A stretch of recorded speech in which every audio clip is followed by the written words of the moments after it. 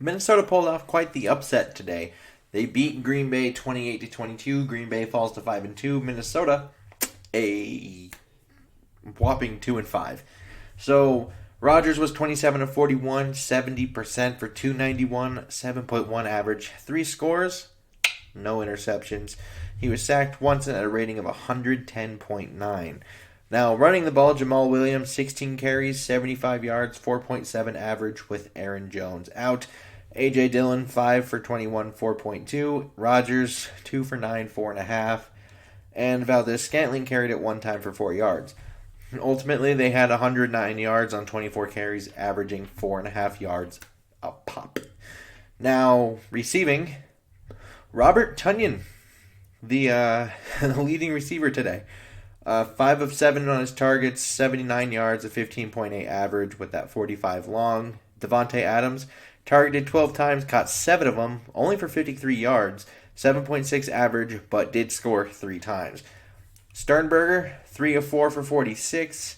Jamal Williams caught all 6 of his targets for 27. Malik Taylor, 1 of 1 for 26. Valdez-Scantling caught his lone target for 19. Dillon, same thing, but for 16. And then St. Brown, 1 of 3 for 12. Irvin, 1 of 3 for 7. And then Darius Shepard clocking in on the back end there. 1 for 1, 6 yards. So they were 5 of 11 on third down. That's 45%. 100% in the red zone, 3 for 3. They were -1 in the turnover margin, but it was the last play. They held the ball for 32 minutes and 12 seconds. 9 penalties for 85 penalty yards. Minnesota, Kirk didn't have to do much today. Basically had to do nothing today. He was 11 of 14, 78.6%. 160 yards, 11.4 average yards per attempt. 1 touchdown, no interceptions. Was sacked 1 time. But that was on a backside bootleg where Lowry just decided, I'm not going to fall for the run. You're not running. And he was correct. And then rating, 138.1 for Kirk Cousins today. Now, on the ground, Dalvin Cook, he had himself a day, didn't he? 30 carries for 163 yards, 5.4, my bad, average yards per carry. Had 3 touchdowns and a long of 37. Alexander Madison, 3 for 8. Ham, 1 for 2. 34 carries, 173 yards, a 5.1 average, and the 3 touchdowns are what Minnesota had.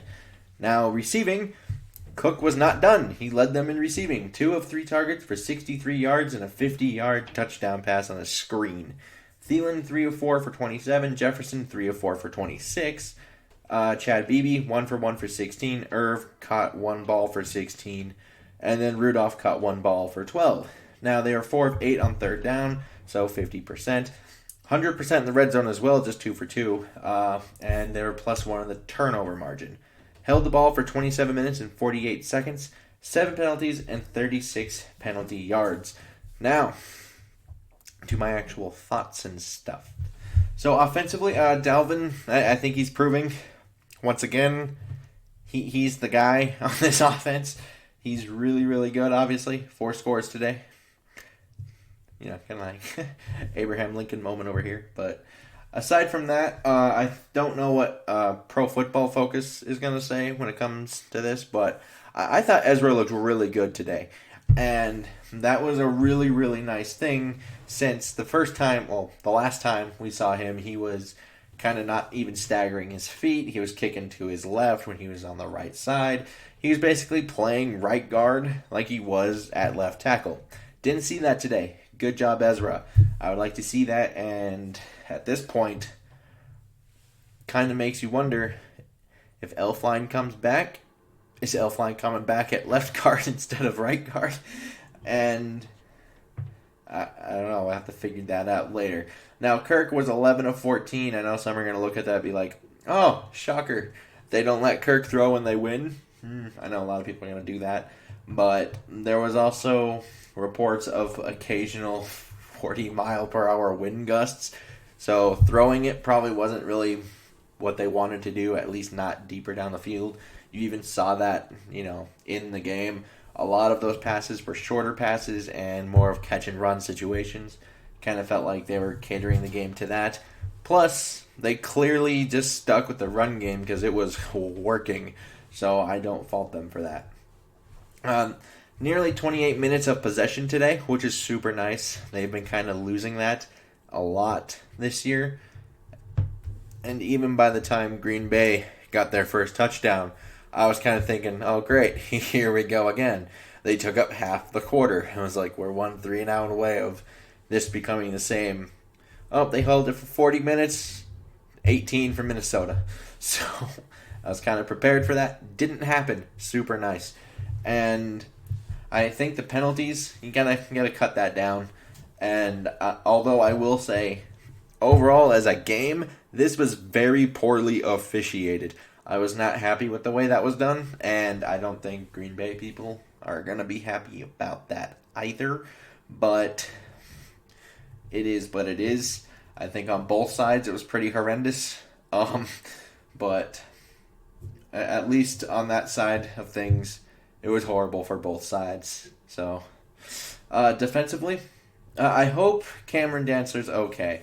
Because once you see, the stretcher coming out and neck braces and all that kind of good stuff, that's when you get really concerned about, is he going to be okay? And so you hope he is okay. They did say in the middle of the game, I think it was Minnesota's official Twitter or whatever it was, there was that said he had movement in things, so that's encouraging, things like that. And just as a corner health as a whole, that's becoming a problem now.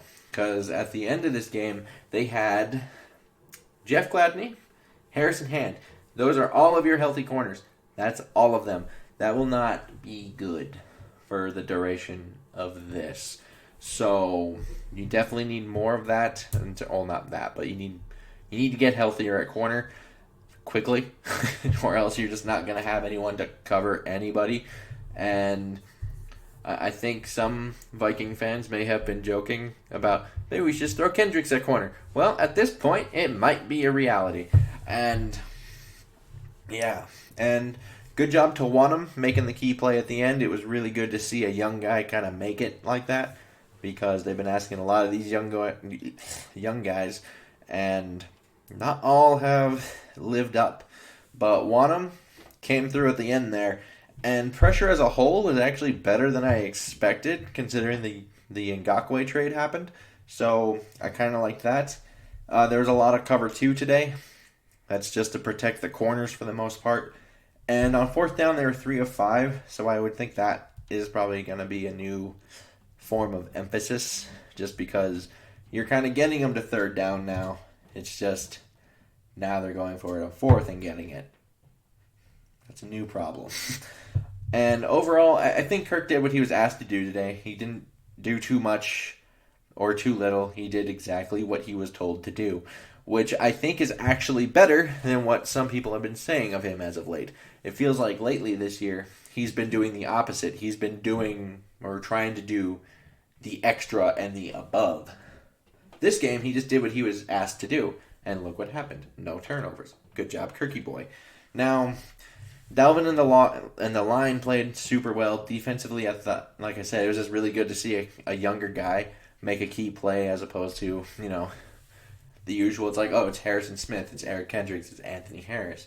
It's one of those guys. This was the rookie 4th round draft pick, DJ Wanham. So it was kind of nice to see a young guy come out. And speaking of young guys, Troy Dye was out there quite a bit, and obviously Ezra showed some good things. So we're definitely seeing some improvement on those fronts. And I was, just because I think I have to talk about it, really surprised they picked up Anthony Harris's pass interference. Now, whether or not you agree with it being pass interference is one thing. I'm just surprised they even picked it up, because that's not something they're usually too keen on doing. They just kind of leave it there. It is what it is. And, yeah.